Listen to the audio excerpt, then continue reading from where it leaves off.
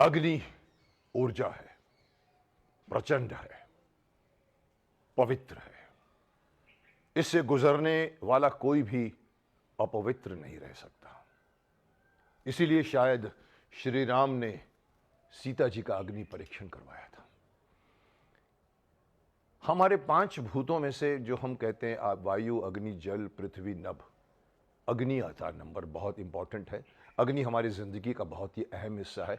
अग्नि के बगैर कई काम नहीं हो सकते। आदि मानव ने भी जब पहली बार पत्थरों के ज़माने में रहता था, पत्थर काल में, वो कैसे खाता था उसको खुद पता नहीं, लेकिन एक्सीडेंटली जब किसी ने ये चिंगारी निकाली तो उसको अग्नि की खोज हुई और आज तक उस अग्नि का इस्तेमाल किया जा रहा है खाना बनाने में, बहुत सारे काम में, ठंडी से बचने के लिए। ये अग्नि ही है जो हमें अंत में हम इसमें ही विलीन होते हैं। हमारे दाह संस्कार में अग्नि संस्कार, अग्नि का इस्तेमाल किया जाता है।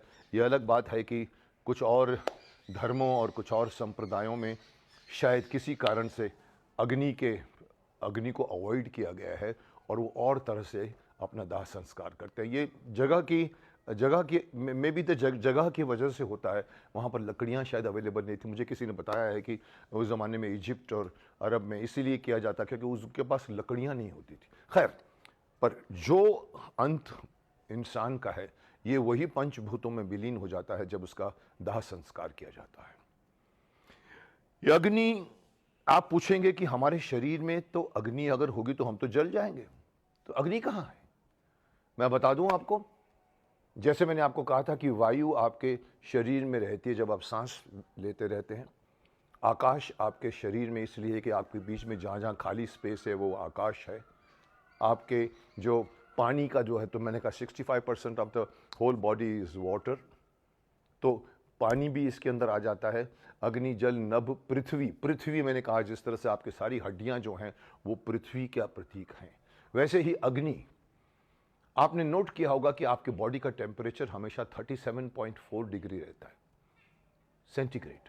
100 एंड वो अलग है जो हम 98.4 फ़ारेनहाइट करते हैं, बट एक टेम्परेचर हमारे शरीर का मेंटेन रहना चाहिए। अगर थोड़ा सा भी ऊपर जाता है तो डॉक्टर भी अलर्ट हो जाते हैं और आपको क्रोसिन वगैरह दिया जाता है कि टेम्परेचर को नीचे लेकर आओ, या टेम्परेचर आपका बहुत नीचे अगर बढ़ गया है 3 डिग्री 2 डिग्री तो उसको 98 पर लेकर आते हैं।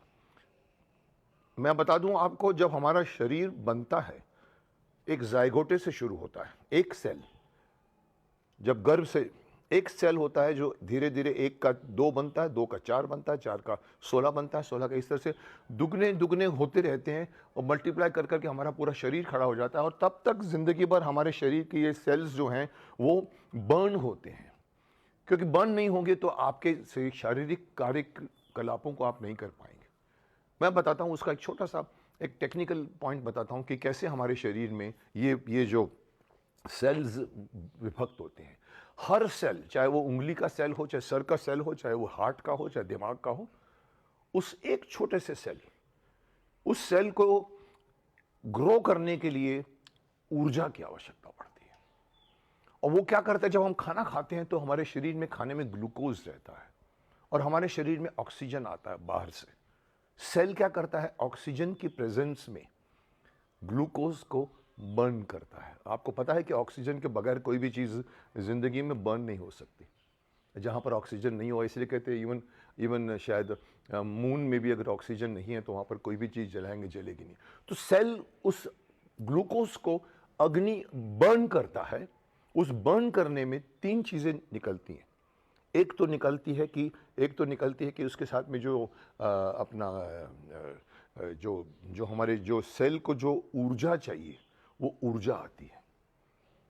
एक ऑक्सीजन की कार्बन डाइऑक्साइड बन जाती है। और तीसरी चीज़ जो मैं कहना चाहता हूँ, हीट पैदा होती है। यही हीट है जो हमारे शरीर के टेम्परेचर को मेंटेन करती है। तो ये अग्नि हमारे शरीर में हर सेल प्रोड्यूस करता है, जलाता है और हमारे शरीर को गर्मी प्रदान करती है। ये तो शरीर की बात हुई। मैं आपको बता दूं कि मनुष्य के लिए शरीर अग्नि का कितना उपयोग है। वातावरण के लिए अग्नि का कितना प्रयोग किया जाता है। यज्ञ का नाम आपने सुना होगा। यज्ञ बड़े बड़े ऋषि मुनि कर कर गए हैं। श्री राम के वक्त, कृष्ण के वक्त यज्ञशालाएं होती थी, यज्ञ होता था।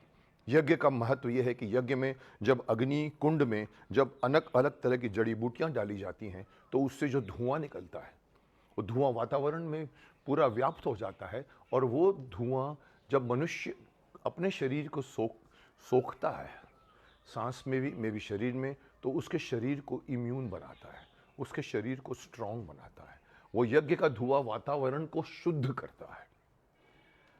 अगर आप और आगे पूछें मुझसे तो बीएचयू के अनुसंधान में 19 जड़ी बूटियों की खोज की गई है। जो जड़ी बूटी डाली जाती हैं 19 जड़ी बूटियों की खोज की गई है। जैसे कि मैं अगर आपको नाम गिनाऊं, अगर है, तगर है, जटा है, मासी है, सफ़ेद चंदन है तथा तेज पत्ता आदि, ये सब के सब ये जड़ी बूटियां हैं जिनकी खोज की गई है, जिनके प्रयोग से हमारा शरीर का इम्यून सिस्टम इतना स्ट्रांग हो जाता है कि हम कोरोना जैसी महामारी से भी हम जूझ सकते हैं। तो ये हमारे देश की परंपरा है। अग्नि को प्रणाम किया जाता है, अग्नि से शुद्धता होती है। आप देखिए, अगर सोने को भी अग्नि में गलाकर उसके अंदर की गंदगी को दूर की जाती है। तभी मैं कहता हूं कि इससे गुजरने वाला कोई भी चीज़ कभी अपवित्र नहीं रहेगी। तो ये सबसे पवित्र चीज़ अगर जो हमारे सामने है वो अग्नि है, जिसका मैं कहूँ अगर बड़ा से बड़ा अगर दाता है वो ऊपर सूरज, जिसके अंदर इतनी अग्नि है, वही अग्नि हम यहाँ पर एक माचिस से जला के लेते हैं। तो ये हमारे शरीर का पांचवा भूत है अग्नि। इसे आप प्रणाम कीजिए। हम दिए जलाते हैं, दिए जलाकर हम अपने देवता की आराधना करते हैं और तब हमें बहुत अच्छा लगता है। इसलिए आप इस पंचभूत को भी आप आदर कीजिए। हमारे इस जो जहाँ पर मैं इस वक्त खड़ा हुआ हूँ, ये जो शतम जीवा है, यहाँ पर ऐसी जड़ी बूटियों का प्रयोग किया जाता है और यज्ञ किए जाते हैं। जो भी चिकित्सा के लिए आते हैं वो यज्ञ में शामिल होते हैं।